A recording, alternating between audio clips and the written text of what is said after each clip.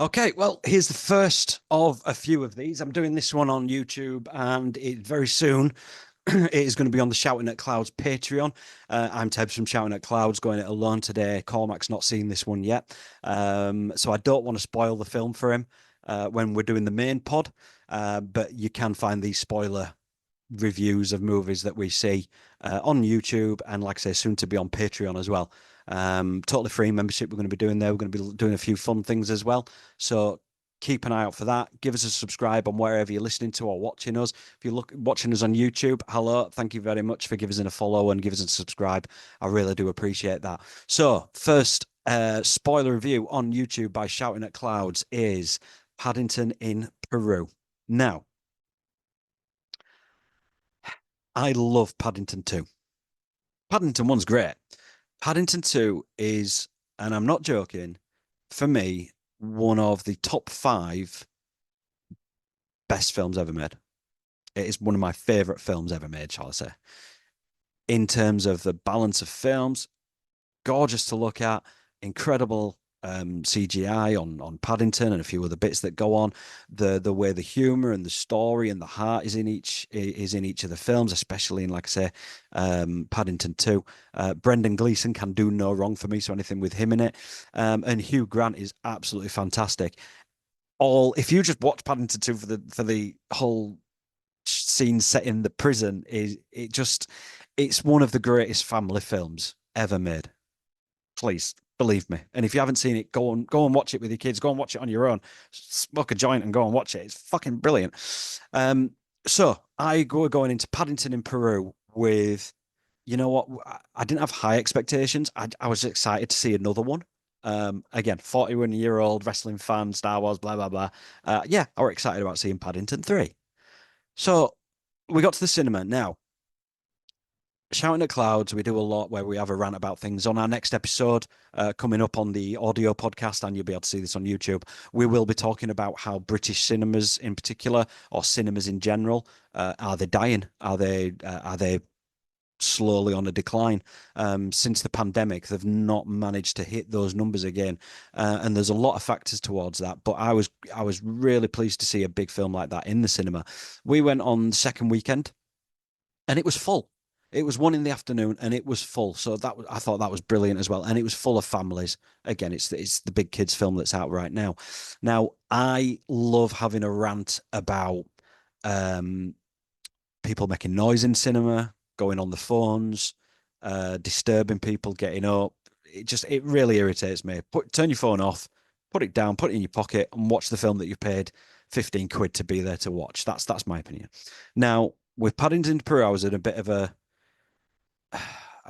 no man's land to be honest, because I was like, normally the stuff I go see is like your 12A upwards, is your Marvel films, is anything with a bit more adult. That's the stuff I normally go see at the cinema. This was filled with these kids. I just had to accept I was on their turf. There's going to be crying, there's going to be shouting out, there's going to be noise. You know what? There wasn't. Everyone was just sat having fun, laughing away. There's a couple of kids making a bit of noise and asking questions, but I had to put all Shouting at Clouds to one side for one afternoon because I realised I'm on their turf. I was a middle-aged guy on his own going into their kids' film. That's their turf. If they were in the Marvel release mouthing off, I'd be telling them to shut up. So that's that. Paddington in Peru. Is it as good as Paddington 2? Nah. Is it as good as Paddington 1? Nah. But it's still a good time at the cinema, and it's still a good time to watch, and it's a good film to watch with the kids. They do the old-fashioned um, storyline of, we've done a bit in London now. We need to go to Peru. We need to go do something on location with Paddington because it's getting a bit stale. This doing the normal house in Notting Hill and all this. So um, Paddington finds out, gets a message from a Reverend Mother over in the retired home for bears in darkest Peru. The Reverend Mother, played brilliantly by Olivia Colman, sends Paddington a letter saying Aunt Lucy's really depressed and she's really sad and she needs his help. So the family pack up the bags. I mean, it just shows what kind of family we're dealing with when they can get 6 tickets to Peru next day for a family trip, and they're not even worried about how much it costs. I'm trying to price up a trip to Vegas at the minute, and I'm terrified about how much the flights can cost. So I think Paddington's found himself a pretty decent family with with the Browns. So they head off to Peru and they find out that Aunt Lucy's gone missing. She's gone hunting for El Dorado, the lost city of gold. And they eventually meet up with a boat captain played by Antonio Banderas and his daughter, who decide to take them down the river, and hijinks prevail.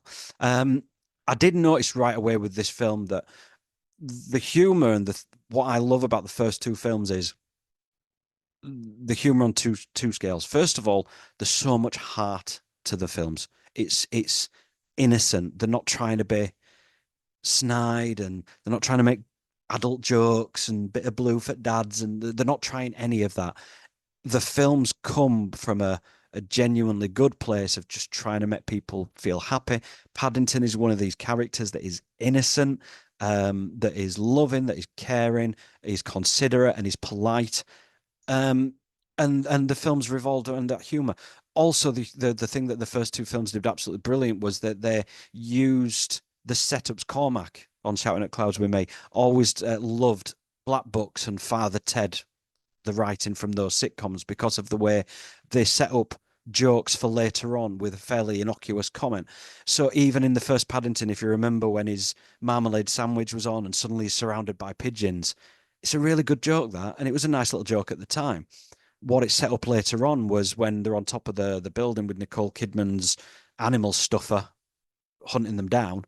He suddenly remembers that the pigeons are attracted to the sandwich, and he throws it, and it all linked in together. And it's so clever in the way they do the writing. And like I said, there's nothing offensive about it. It's a chance to go see a film, a kids' film that, it's not condescending or patronizing like some of the stuff that's come out recently, but it's wholesome. The other thing that I think is incredible about Paddington is how successful it has been. Is that he's an immigrant, he's a refugee who came to this country the same way that if you want to look at kids being sent from London during the Blitz, being sent off to families as refugees, essentially, or if you look at people who are coming across to the UK on boats at the moment, or asylum seekers, people even crossing the border from Mexico into America. Jesus God, please don't cancel me for that. But this is a story about a bear who left his home as an orphan to go to another country to seek a better life, and he was taken in by a loving family, and everybody around him loves him. So that there you go. That's what ultimately sort of does it for me with Paddington. It is real world relevance, but it is put on with this beautiful bow. So Paddington in Peru. Did it have as many laughs as Paddington 2 and what? No, it wasn't as belly roaring laughs. In fact, the jokes that I laughed at most came in the post credits when there was a callback to Paddington 2, and I'm not going to spoil that one. So if you go see Paddington Peru, stay during the credits because there's a little payoff for you there. There was a few moments, don't get me wrong, but this was more, when you're watching a film and sort of Deadpool, the first Deadpool did really well, but then the second one, they have to up it with more characters, more CGI, more action sequences. And it's like it feels forced. It feels like, oh, we need to pump more money into this. Joker 2, we need to put more money in because the first one did really well. It was really well regarded with the critics. We only spent 50 million on it and we made 300. So this one we can spend 200 million on it and we'll make 1 billion. Didn't need it. I'd be quite happy to see Paddington in Hyde Park going for on an expedition around. But anyway, look, the scenes that were, I mean, there's a bit of controversy about this as well because obviously this is Paddington in Peru, and 90% of what was shot in Colombia for the tax breaks. The Peruvians really don't like that. There was only the bit of Machu Picchu and a few other bits that were filmed there. Even the retired home for bears with Olivia Colman and stuff. Again, the line about nothing suspicious, Olivia, beautiful. But that was filmed in some park in Buckinghamshire in the UK. So Peru a bit pissed off by it, but it happens. Get over it. But like I say, it's one of those films where it just felt like they had to put more on. There was a boat action sequence going down the Amazon where that ends up sinking, and then there's another sort of bolder Indiana Jones style chase, and it just felt a little bit too much. I didn't need all that. I preferred him to have wrote a tighter script. Um, I think this is Dougal Wilson that directed this one. Paul King moved on. I don't know why. His presence was missed. He is executive producer in this, but his presence, I think, was missed with that script and the story. You know, he had input in the story, but just those little wholesome moments. Even when you're going back to one and two, where you're looking at the sort of the surrounding cast of characters that added to the wholesomeness of Paddington. I think it's Sanjay Patel who's there. You got what's his name? Malcolm Tucker, Doctor Who. Peter Capaldi is there. You've got Ben Miller, a whole raft of people who live in this street who add to this world, and they got sort of a brief cameo at the beginning, and then they were forgotten about. So I think the film missed them as well. But all around, look, I had a great time at the cinema. I had a great time going to see Paddington, Peru. You know, it's probably not going to be one of them I revisit over and over again. But it wasn't anything. I wasn't sat there thinking, "Oh my God, what a mistake they've made with this. How could they ruin? How can you take a slam dunk and ruin it?" They didn't. It's a great film to watch with your kids. Some again, great performances. Olivia Colman in particular, Antonio Banderas. Can I just say though, the MVP of the Paddington series is Hugh Bonneville and Simon Farnaby, but Hugh Bonneville is the human that these would fail.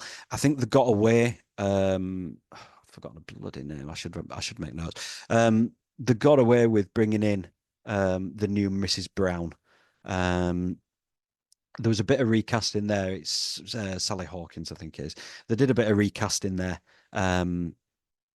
Me personally, yeah, she didn't work. She was doing it was like we interviewed Jeffrey Wiseman for sorry, Jeffrey, we love you, but we interviewed Jeffrey Wiseman who starred in Back to the Future 2 and 3, and he took over from Crispin Glover, and there was a controversy around that time that he was doing an impression of Crispin Glover rather than his own take on that role. It felt at times with Emily Mortimer that's playing Mary Brown, that she'd come in and there was just a bit more trying to impersonate rather than sort of do her own thing. But look, it is what it is. Hugh Bonneville, every single one of these films, he's the straight man. He's the Morecambe to Wise. He's the straight man in all this, but his timing and his energy, and it makes so much of a difference having somebody like that in the cast. If they'd have lost him and recast him with somebody else, I really think this would have failed. Like I say, Emily Mortimer came in for Sally Hawkins. I think she's missing. I missed that. I said to my mate when we came out of this that you notice when a film franchise starts changing the cast. So this is Sally Hawkins was brought in. When you look at like the Mummy films, Rachel Weisz moved on, and they brought in somebody else to play that role in Mummy, Dragon Emperor, and it just didn't feel right. When they recast one person out of a whole group that's been there a while, and you're just looking like, no, I've been taken out of this world now because you're different, and I don't want you there. You're not what I'm used to. But I don't know if they're going to do any more of these. If this one makes money, I'd like to think it would. Um, but what did you think? Have you seen Paddington Peru? Do you love Paddington 2 as much as I do, or as much as Nicolas Cage did in his film? What else do you want us to see do a review on? My next review is going to be Gladiator 2.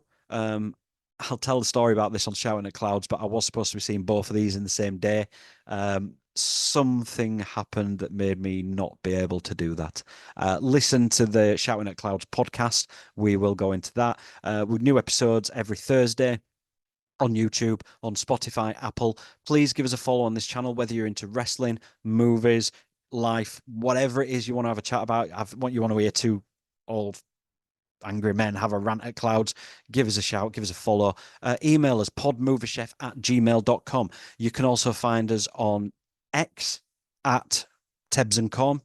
You can find us on Blue Sky at Tebs and Com, and Instagram as well, but I don't do much on there. Leave your comments below. Let us know what you thought of this Paddington in Peru. Let us know what you thought of the second one, and what are you most excited about coming out of the cinema over the next few weeks. Thanks very much, everybody. See you soon.